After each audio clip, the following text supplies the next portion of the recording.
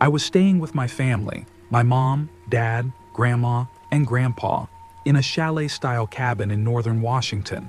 The area was dense with forests, and the cabin sat right by a lake. We had brought our small boat with us, planning to test it out on the water. Everything was normal. The days were fun. We went out on the lake, spent time together, and just enjoyed the peacefulness of nature. Then one evening, my family decided to drive to a convenience store.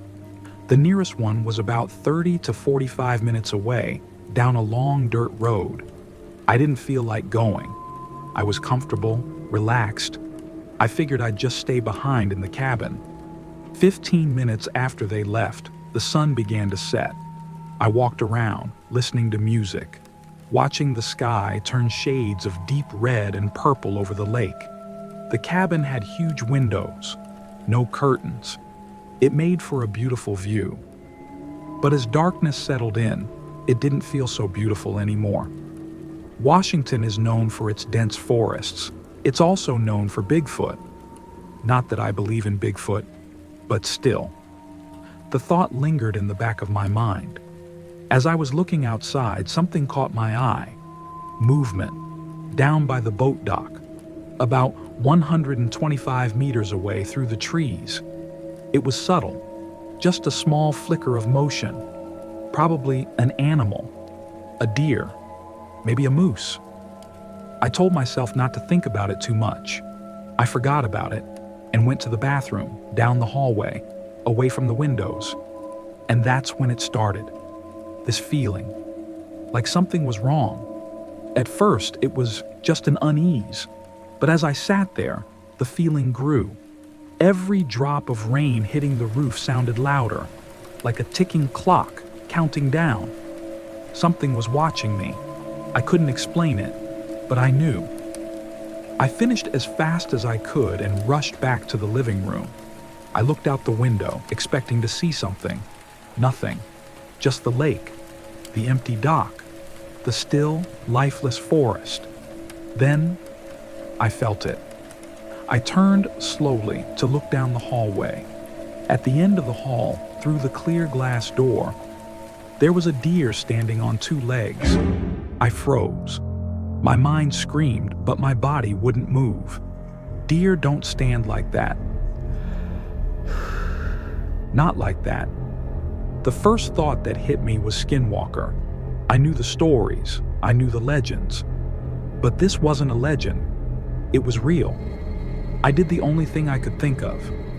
I shut my eyes, turned, and sprinted back to the bathroom. I locked the door, sat down, barely breathing. Minutes passed, maybe hours. I lost track of time. The only thing I could hear was my own heartbeat.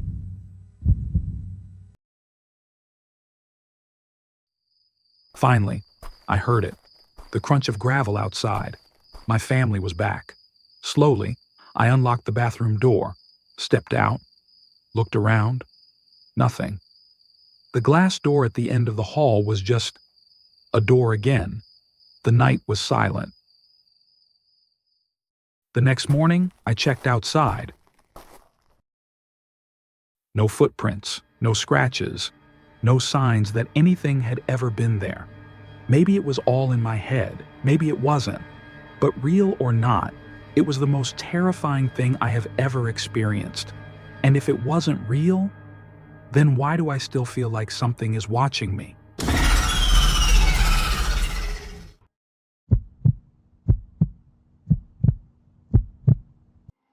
I once held a hunting lease in Middle Georgia, deep in the backwoods where no one ever seemed to go anymore. The place had been an abandoned hunting camp, forgotten by time, reclaimed by the wilderness. It hadn't been used in years before I took the lease, and from the very first time I set foot on that land, there was something about it that never quite sat right with me.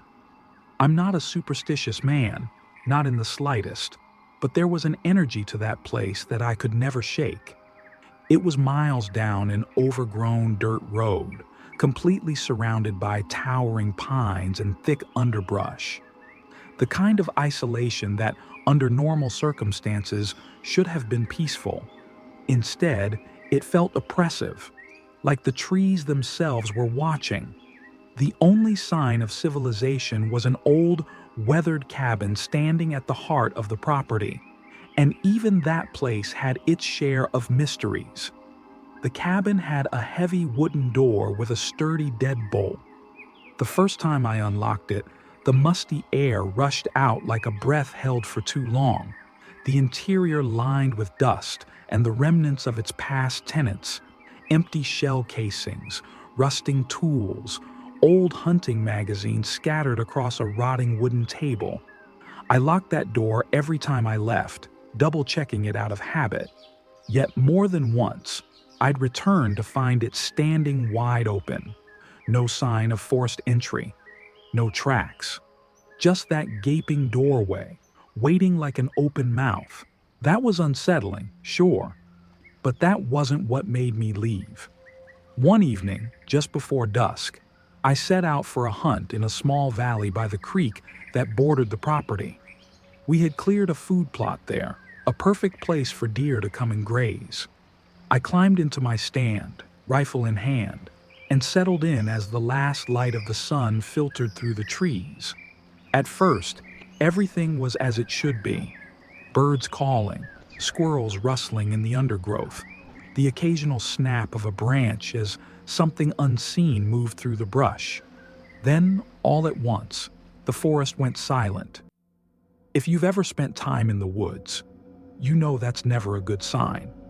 When every living thing stops making noise at the same time, it usually means a predator is near. I felt it in my gut before I even realized what was happening. A deep, primal unease. A creeping sense that I was no longer the one in control. That I was no longer the apex predator out there.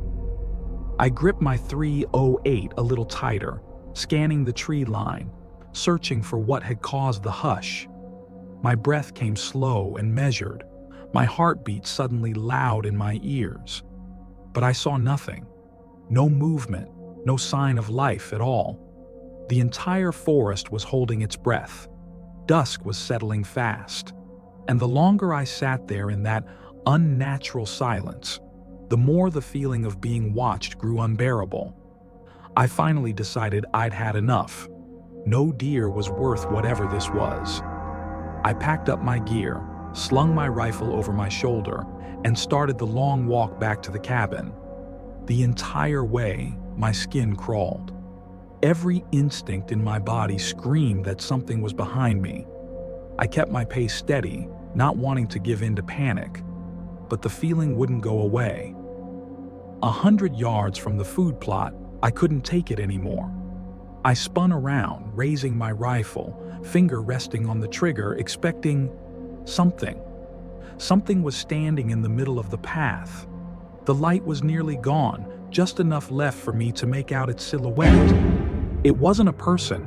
It wasn't a deer. It stood on two legs, its form just barely distinguishable from the surrounding darkness.